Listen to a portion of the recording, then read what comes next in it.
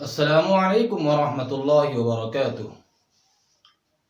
میرے دوستو، آپ نے سنا ہوگا کہ جیسا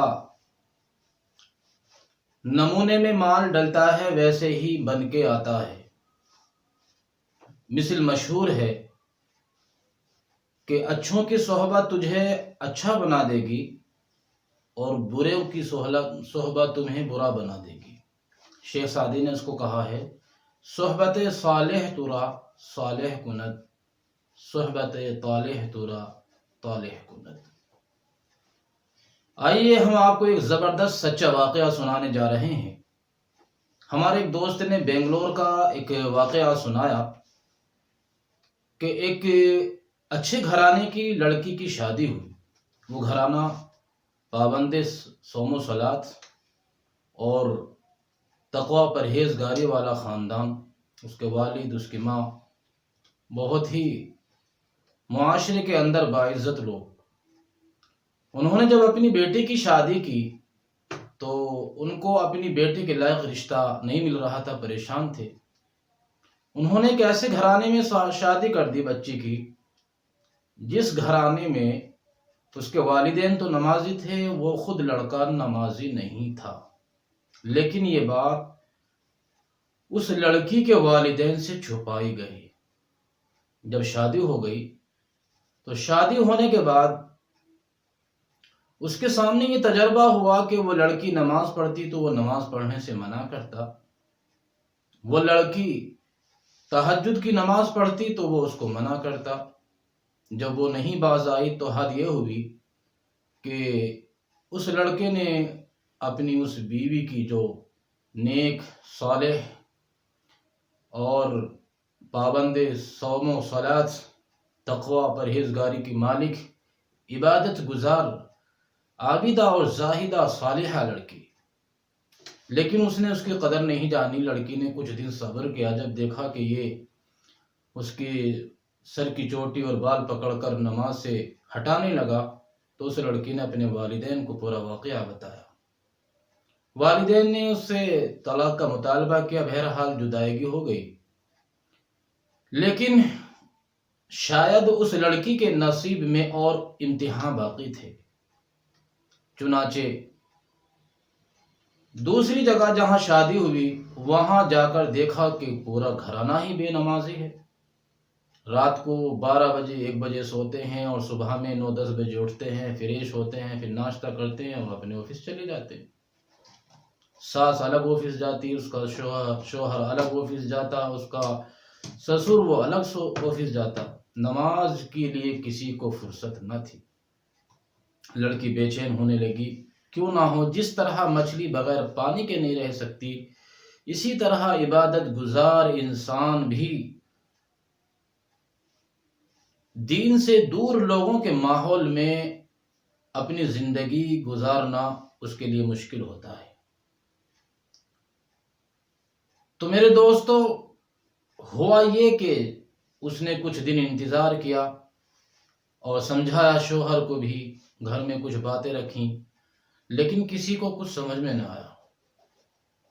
آخر اس نے کوئی شکوہ نہ کیا۔ 2-4 دن کے بعد ہوا یہ واقعہ، جس وقت اس لڑکی نے اس کو سمجھایا اپنے گھرانے کو بٹھا کر، شوہر کو بٹھا کر، تو کسی نے دھیان نہیں دیا، جیسا تھا ویسے کا ویسا رہا ماحول۔ 1-8 مہینے کے بعد لڑکی نے صبح فجر کی نماز پڑھی، اللہ سے دعا کی اور ناشتہ تیار نہیں کیا، اپنے بستر پر وہ دراز ہو گئی اور لیٹی لیٹی اللہ سے دعا کرتی رہی، روتی رہی۔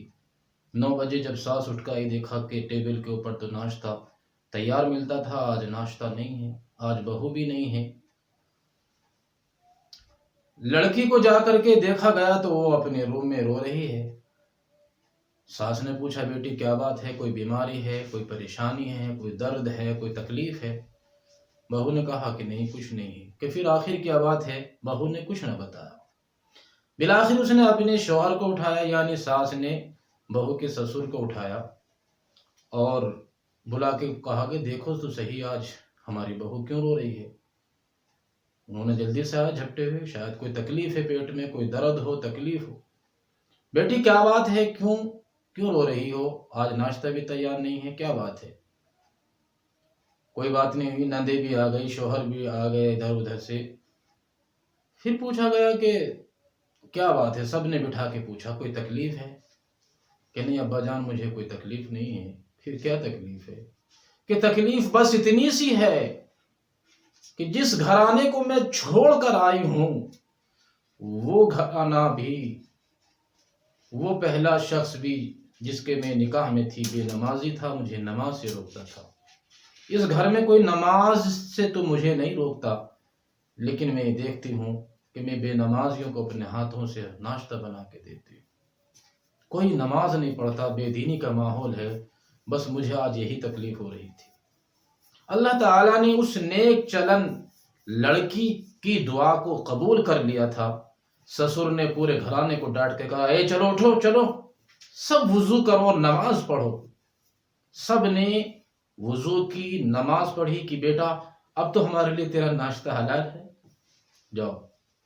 وہ بیٹی بہت خوش ہوئی، اپنے سسر کے ہاتھ کو چوما، ساس کے ہاتھ کو چوما، شوہر کی طرف مسکراتی ہوئی اپنی کچن میں گئی۔ وہ بہت جلدی خوشی خوشی ناشتہ تیار کیا اور وہ ناشتہ ٹیبل پہ سجایا۔ اس دن کے بعد سے وہ گھرانہ پورا کا پورا ہمیشہ کے لیے نمازی بن گیا۔ تو میرے دوستو کہنے کا مطلب یہ ہے، اگر گھر کا ماحول اچھا ہے اور لڑکی وہاں پر اچھے ماحول میں اچھی تربیت پاتی ہے، اچھے اخلاق پاتی ہے، جس گھر میں وہ جاتی ہے اس گھر کو گل گلزار بنا دیتی ہے، جنت نشاں بنا دیتی ہے۔ اور اگر گھر کا ماحول برا ہے اور بیٹیا کو اچھی سی تربیت نہیں دی گئی ہے، بس وہی گھرانے کا لڑتا ہوا لڑنے جھگڑنے کا ماحول، گالی گلوچ کا ماحول، وہی غیبت اور چغل خوری کا ماحول، ایسے گھرانے سے جو بیٹی جہاں جائے گی نہ وہ خود کو سکون وہاں جا کر میسر کر پائے گی، نہ وہ دوسروں کو سکون دے پائے گی، نہ خود کے لیے خوشی حاصل کر پائے گی، نہ دوسروں کو خوشی دے پائے گی، نہ اپنا مزاج خوش مزاج بنا پائے گی، نہ دوسروں کو خوش مزاج بنا سکے گی، نہ خود خوشی حاصل کرے گی، نہ دوسرے کے دامن میں خوشی ڈال سکے گی۔ ایسی لڑکیاں عموماً بہت جلدی طلاق یافتہ ہو جاتی ہیں، یا پھر اگر شوہر برداشت کر رہا ہے، ساس سسر برداشت کر رہے ہیں، تو پھر اس کی پوری زندگی وہی لڑائی جھگڑے میں گزرتی ہے۔